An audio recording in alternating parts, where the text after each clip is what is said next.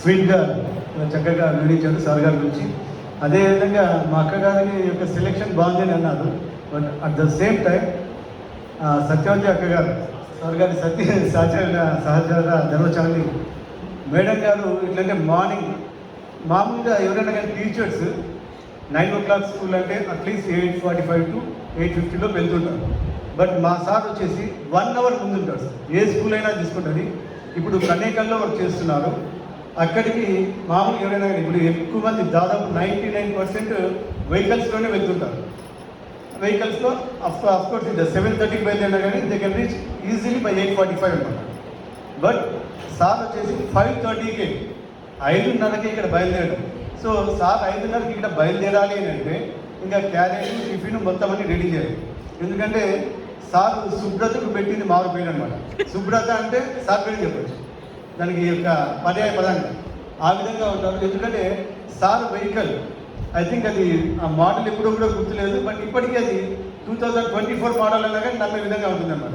Even it is 2009 2010 model అనుకుంటాను sir. But ఇప్పటికీ అది కొత్తగానే ఉంటుంది. అదేవిధంగా పాఠశాలకు కూడా అదేవిధంగా ఆ విధంగా మెయింటైన్ చేయడంలో సార్ అనేది అందుకనే మేడం గారు అంటే మా అక్కగారు అక్క అనుకుంటాను నేను అక్క సత్య మేడం గారి. సో మా అక్కగారు ఎంతో చాలా చక్కగా ప్రతి ఒక్క విషయం 3 గంటలకే మార్నింగ్ 3:30 4కే లేచి మొత్తం అంతా రెడీ చేసి పంపిస్తారు. సో అక్కడికి మరొకసారి ప్రత్యేకంగా ధన్యవాదాలు తెలియజేస్తూ తర్వాత వారి యొక్క స్నేహితులు పాతిరెడ్డి సార్ గారు మాట్లాడాల్సిందిగా కోరుచున్నాను. వేదికను అలంకరించినటువంటి పెద్దలకు మరియు ఈ కార్యక్రమానికి ఇచ్చేసినటువంటి ఉపాధ్యాయ మిత్రులకు, ఉపాధ్యాయుని సోదరులకు, సోదరిమణులకు అందరికీ నా యొక్క నమస్కారాలు. ముందుగా మరి పదవి విరమణ చెందినటువంటి మిత్రుడు నరసింహులు గారికి పదవి విరమణ శుభాకాంక్షలు. నాది నరసింహులది దాదాపుగా 44 ఏళ్ల అనుబంధం.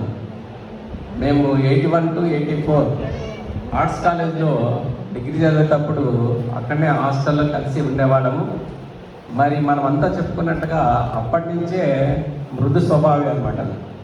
చాలా తక్కువ మేమంతా ఒక రూమ్లో కలిసి మాట్లాడేటప్పుడు మేము 10 మంది మాట్లాడుతున్నా కూడాను తను ఊరికే వినేవాడు బాగా. ఏది ఒకటో రెండో మాట్లాడేవాడు అనమాట. మరి అంత శాంత స్వభావి అనమాట.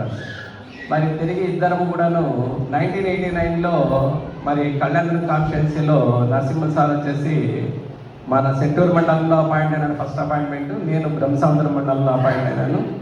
సో తను అక్కడనే సెంటూరులోనే ఫ్యామిలీ కూడా పెట్టడం జరిగింది. మరి చింతర్లపల్లి పాఠశాలలో పనిచేయడం జరిగింది.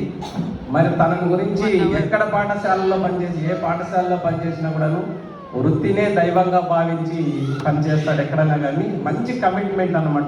ఏ పాఠశాలలో పనిచేసినా తనకంటూ ఒక ప్రత్యేకత ఉంటుంది. మరి నిరంతరము పాఠశాల అభివృద్ధి పట్ల విద్యార్థులలో కొన్ని ప్రత్యేక రచనలు తీసుకొచ్చే విధానంలో కానీ అన్ని విషయాలను ఎప్పుడు కూడాను ఆలోచన చేస్తూ ఉంటాడు.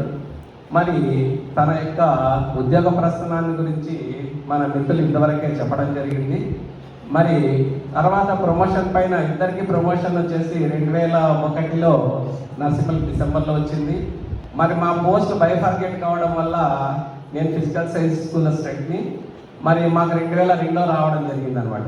సో తనకి 2001లో ఉన్నాడు కాబట్టి ప్రధానోపాధ్యాయులుగా ప్రమోషన్ రావడం జరిగింది. అడహాక తిమ్మాపం రావడం జరిగింది ఫస్ట్. మరి అక్కడ 2 months పనిచేసిన తర్వాత కమేకల్కి వెళ్ళడం జరిగింది.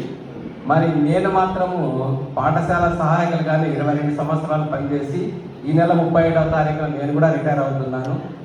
మరి నరసింహల్ సారు ఎక్కడ పనిచేసినా తనకంటే ఒక ప్రత్యేక గుర్తింపు తీసుకురావడం పట్ల ఇంతవరకు మన మిత్రులంతా చెప్పడం జరిగింది. మరి నరసింహల్ సారు శేష జీవితం, ఎందుకంటే ఇంకా చివరి అంకం అందరికీ. సో శేష జీవితము మరి ఆయుర ఆరోగ్యాలతో ఉన్నారని ఆ దేవుడిని మనసారా కోరుకుంటున్నాను. ఈ అవకాశం ఇచ్చిన పెద్దలకు నా నమస్కారాలు. Thank you sir. అదేవిధంగా మిస్టర్ పర్ఫెక్ట్ అయినటువంటి శ్రీ ప్రభాకర్ సార్ గారు మాట్లాడాల్సిందిగా కోరుచున్నాను. సభా అధ్యక్షులు, జిల్లా పరిషత్ కనేకల్ జిల్లా పరిషత్ ఉన్నత పాఠశాల ప్రధానోపాధ్యాయులు గౌరవనీయులు ఫజలున్నీసా మేడం గారు, ఈనాటి సన్మాన గ్రహీత గౌరవనీయులు నరసింహ